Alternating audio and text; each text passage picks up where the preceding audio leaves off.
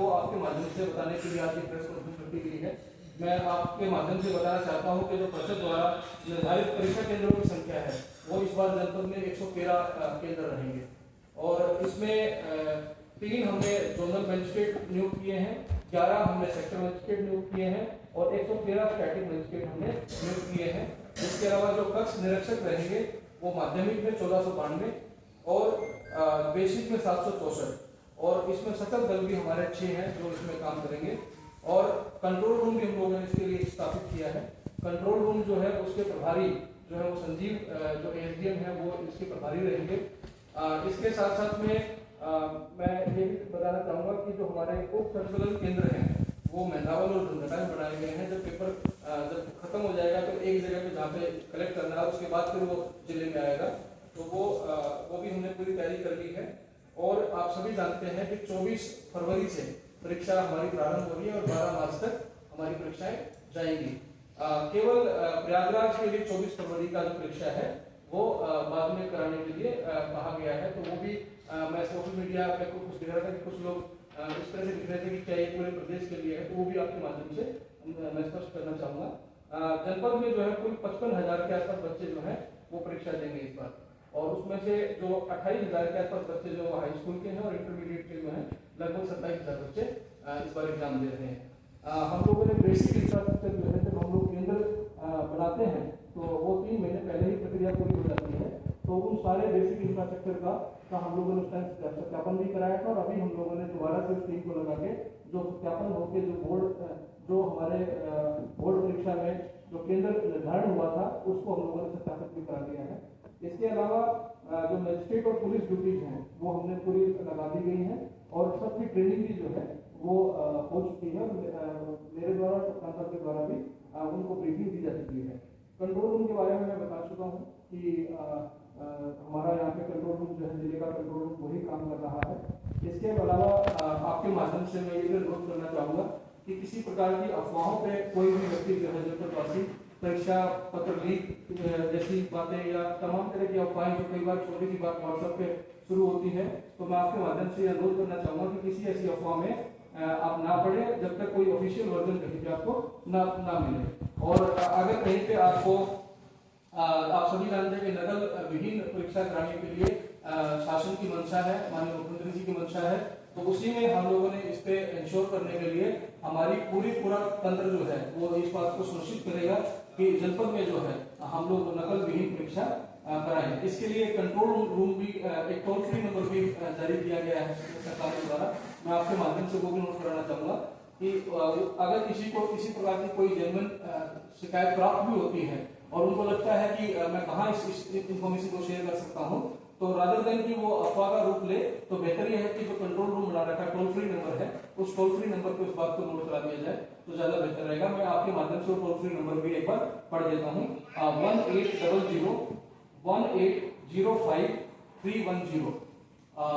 1800-1805-310 और 312 ये 2 toll free number है। तो वो भी अगर आप लोगों के पास में रहेंगे तो मुझे लगता है कि कम्युनिकेशन जो है वो हमारा ठीक रहेगा। इसके अलावा आप सभी जानते हैं कि इलेक्ट्रॉनिक्स आइटम जो है वो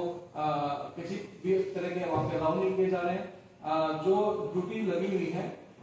सत्र दल के अलावा जो है प्रशासनिक अधिकारी भी जो है मूवमेंट के ऊपर में रहेंगे। मैं और कप्तान साहब जो है परीक्षाओं के बीच में आकस्मिक रूप से विभिन्न परीक्षा केंद्रों का तो हम लोग विजिट करेंगे। तो ये कुछ बातें थी जो मुझे आपके माध्यम से और जनपदवासियों को भी इस बात के लिए आश्वस्त करना था कि हम अपने जनपद में जो अपने बच्चे हैं उन परीक्षाओं पे हम लोग बहुत गंभीर रूप से उस पर काम कर रहे हैं। इसके अलावा बच्चों की परीक्षाएं में कोई बाधा उत्पन्न ना हो तो हम लोग ये भी कोशिश कर रहे हैं पुलिस की टीम के माध्यम से और प्रशासन की टीम के माध्यम से कि कहीं पे लाउड स्पीकर वगैरह अननेसेसरी अगर बजेंगे तो उनकी तैयारियों में कोई बाधा उत्पन्न ना हो, तो उसको भी हम लोग सुनिश्चित कर रहे हैं। अगर इस तरह की कोई भी बात सामने आएगी तो वो भी जो चीजें निर्धारित की गई हैं उसी क्रम में उन सारे चीजों का किया जाए। तो अननेसेसरी जो इस प्रकार की अगर लाउड स्पीकर की आवाज भी नहीं मिलेगी तो हम उस पर भी कार्रवाई करेंगे। तो आपके माध्यम से मेरा ये अपील भी है जनपद वासियों से, क्योंकि सभी बच्चे जो है एग्जाम दे रहे हैं, चाहे वो आप ही क्यों ना हो जो पत्रकार की भूमिका निभा रहे हैं, तो आपके खुद के परिवार के बच्चे भी परीक्षा दे रहे होंगे, जनपद के बहुत सारे लोग हैं, वो उनके खुद के बच्चे या उनके परिवार के बच्चे परीक्षा दे रहे होंगे, तो कोई भी एक्टिविटी इन दिनों में, अभी जब 24 फरवरी से 12 मार्च तक के बीच में आप जानते हैं कि होली भी फिर 13-14 में चली जाएगी, तो आपसे भी मेरा अपील रहेगा जनपद वासियों से कि ये मानते हुए कि हमारे आसपास के घरों में बच्चे इस टाइम पढ़ाई कर रहे हैं, उनको परीक्षा देनी है, उनके करियर की बात है, उनके भविष्य की बात है, तो वो भी अपनी एक्टिविटीज इतनी कंट्रोल रखें कि वो अपना जो कार्यक्रम है वो भी हो जाए और इससे उससे किसी को कोई तकलीफ, कोई असुविधा ना हो। ये मैं अपील भी आपके माध्यम से जनपद वासियों को करना चाहूँगा। तो मुझे लगता है कि प्रशासन की तरफ से जो तैयारियां थी, मैंने आपको एक संक्षिप्त ब्यौरा दिया है। मैं कप्तान साहब से भी अनुरोध करूँगा कि एक बार वो भी जो अपनी जो पुलिस व्यवस्थाएं हैं उसके बारे में आपको ब्रीफ कर दें, उसके बाद जो भी फिर आपके सवाल होंगे उनको हम लोग टेकअप करेंगे। बहुत बहुत धन्यवाद। जैसा काफी डिटेल में जिलाधिकारी महोदय ने पूरी परीक्षा की जो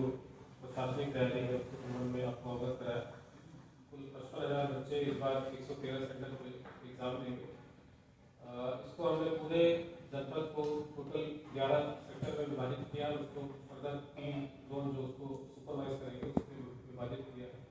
साथ के साथ 6 सचल दल भी रहेंगे जो कि 27 परीक्षा के बीच में चेक भी करेंगे, कहीं पर कोई नकल नहीं होगी। जो प्रशासन की तरफ से जो मजिस्ट्रेट लगे हैं, काउंटर पार्ट हमारे पुलिस के भी अधिकारी लगे हैं, जोन में हमारे सीओ रैंक के अधिकारी हैं, सेक्टर में हमारे इंस्पेक्टर, सब इंस्पेक्टर रैंक के अधिकारी हैं। साथ ही जो सचल टीम है इसमें भी हमारे पुलिस के अधिकारी और कर्मचारी इसमें साथ में रहेंगे, ताकि कहीं पर भी अगर कोई सूचना मिलती है जिससे तुरंत उसको अटेंड करके उस पर प्रभावी कार्रवाई की जा सके। विगत में जो पुलिस की जो अभी परीक्षा हुई थी जिसमें सिपाही भर्ती की जो एग्जामिनेशन हुआ था, सबको पता है कि बहुत ही सुविधापूर्ण तरीके से हमने पूरा एग्जाम कंडक्ट करा था